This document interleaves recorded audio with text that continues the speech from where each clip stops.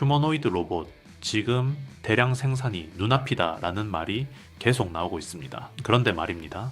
정작 이 한 가지 기술 때문에 전체 일정이 늦어지고 있다는 사실 알고 계셨나요?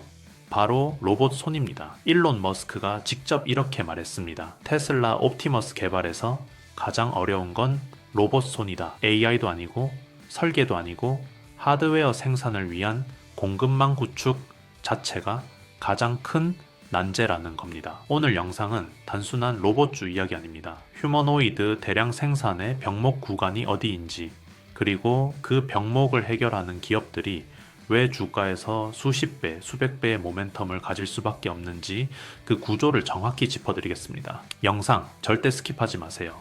휴머노이드 로봇이 사람을 실제로 대체하려면 걷거나 말하는 기능보다 먼저 해결돼야 할 문제가 있습니다. 바로 손을 사용하는 능력입니다. 인간의 손은 약 27에서 28개의 자유도를 가지고 있고 손가락을 움직이는 대부분의 근육은 손 안이 아니라 팔뚝의 위치에 있으며 힘줄을 통해 정교하게 제어됩니다. 이 구조를 제대로 구현하지 못하면 로봇은 물건을 섬세하게 잡을 수 없고 문을 열거나 도구를 사용하는 기본적인 동작조차 수행하기 어렵습니다. 결국 이런 한계 때문에 생산 현장이나 조립 공정, 의료 현장과 같은 실제 산업 환경에 투입될 수 없습니다. 그래서 일론 머스크 역시 옵티머스 개발 과정에서 손과 팔뚝이 전체 설계에서 가장 어려운 엔지니어링 난제라고 직접 언급한 것입니다. 이 문제를 해결하지 못하면 휴머노이드 로봇의 상용화는 한 단계도 앞으로 나아갈 수 없습니다. 로봇 손이 어려운 이유는 단순하지 않습니다. 첫째는 정밀도입니다. 로봇은 종이, 실크, 유리처럼 아주 민감한 물체도 손상 없이 잡아야 합니다. 둘째는 힘과 내구성입니다. 작은 크기 안에서 강한 토크를 만들어야 하고 수십만 번 반복되는 동작에도 성능 저하나 고장 없이 작동해야 합니다. 셋째는 촉각 인식입니다. 단순히 물체를 잡는 것이 아니라 지금 얼마나 세게 잡고 있는지를 로봇 스스로 인식하고 조절할 수 있어야 합니다. 이 모든 조건을 가능하게 만드는 핵심이 초소형 고정밀 액추에이터입니다. 액추에이터는 로봇의 근육에 해당합니다.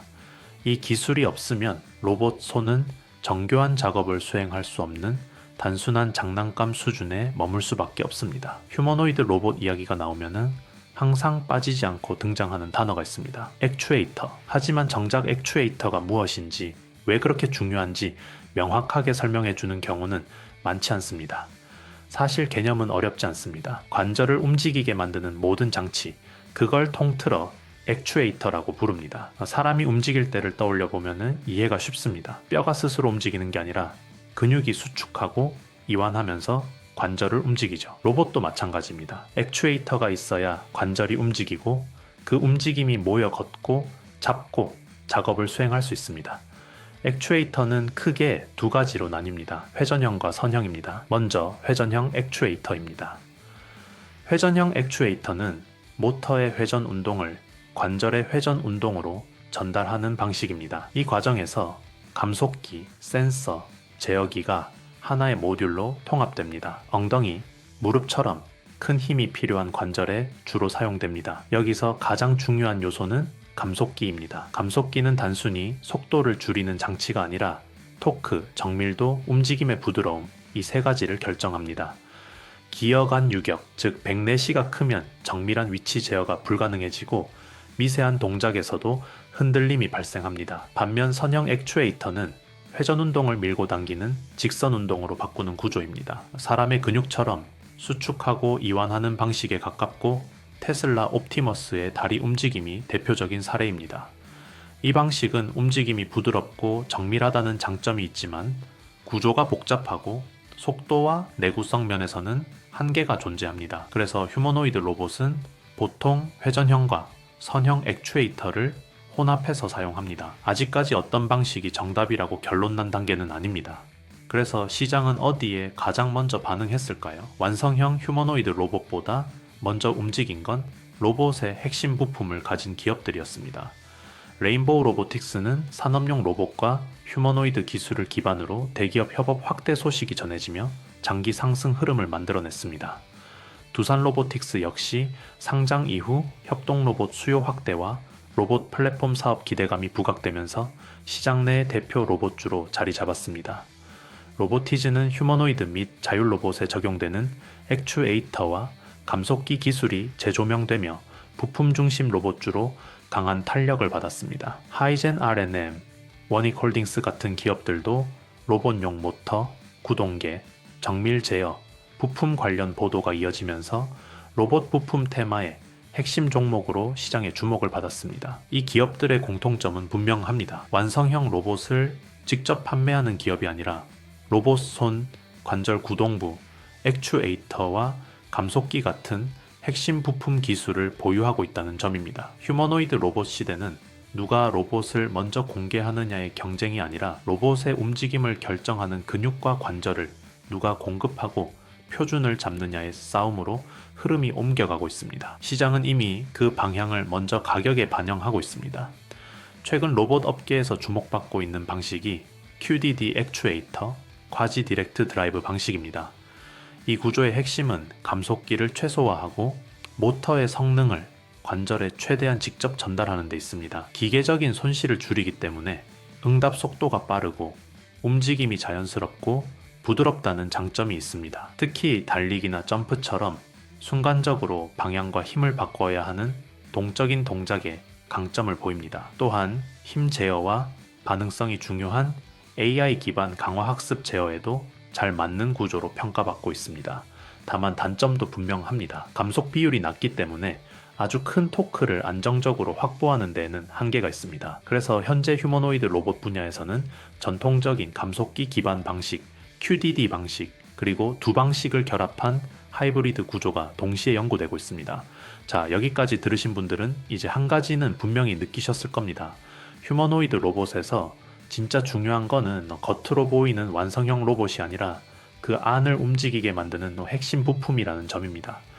특히 손과 관절, 그리고 그 움직임을 만들어내는 액추에이터입니다. 문제는 이겁니다. 이 흐름을 뉴스가 다 알려주고 차트가 다 만들어준 다음에 들어가면은 이미 늦다는 거죠. 제가 시장에 있으면서 느낀 건 단순합니다. 큰 흐름은 항상 조용할 때 시작됐고 확신이 생겼을 때는 이미 가격이 움직인 뒤였습니다.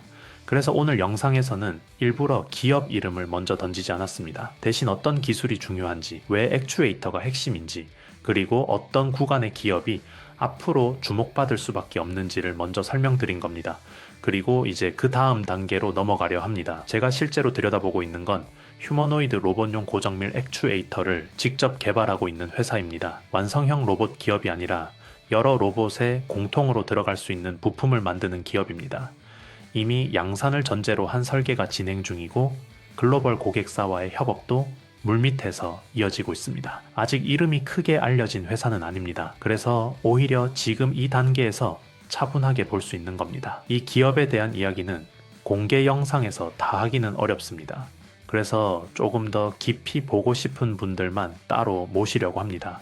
영상 하단에 보시면은 제가 운영하는 무료 소통방 링크가 있습니다. 광고나 홍보 목적이 아니라 이런 흐름을 실시간으로 같이 정리하고 같이 판단해보고 싶은 분들만 들어오시면 됩니다. 오늘 영상에서 보신 것처럼 지금 시장은 단기 재료 하나만 보고 움직이는 구간이 아닙니다. 산업 구조가 통째로 바뀌고 있고 자금은 그 구조 안으로 먼저 들어가고 있습니다. 그래서 저는 항상 종목 하나보다 먼저 이 산업이 왜 지금 움직이는지, 그 안에서 어떤 기업이 먼저 편입되는지를 정리합니다. 제가 운영하는 공간도 같은 방향입니다. 무작정 매수를 유도하거나 단기 수익을 약속하는 곳이 아닙니다. 반도체, 로봇, AI처럼 실제 기업들이 투자하고 인수하며 돈을 쓰고 있는 분야를 중심으로 왜 특정 기업이 이 시점에 언급되기 시작했는지, 그 구조가 이어질 경우 어디까지 확장될 수 있는지 차분하게 분석하는 공간입니다. 최근 문의가 조금씩 늘어나면서 참여 인원을 무작정 늘리기보다는 자료의 밀도와 관리 가능한 수준을 유지하고 있습니다. 그래서 매번 열릴 때 바로 들어오시는 분들이 유리한 구조입니다.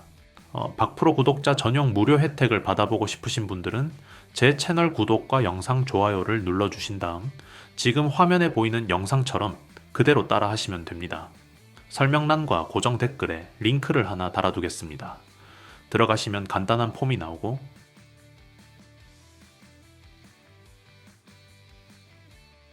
이 4가지 중에서 원하시는 항목만 체크한 뒤 마지막에 종목명 작성해 주시고 제출하시면 됩니다.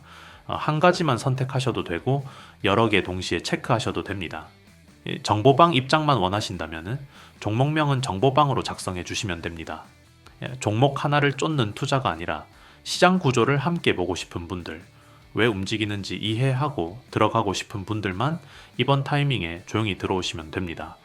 선착순으로 마감되는 구조이기 때문에 다음 정리 전까지 기다리실 필요 없도록 관심 있으신 분들은 지금 바로 확인해 보시기 바랍니다. 감사합니다. 박프로였습니다.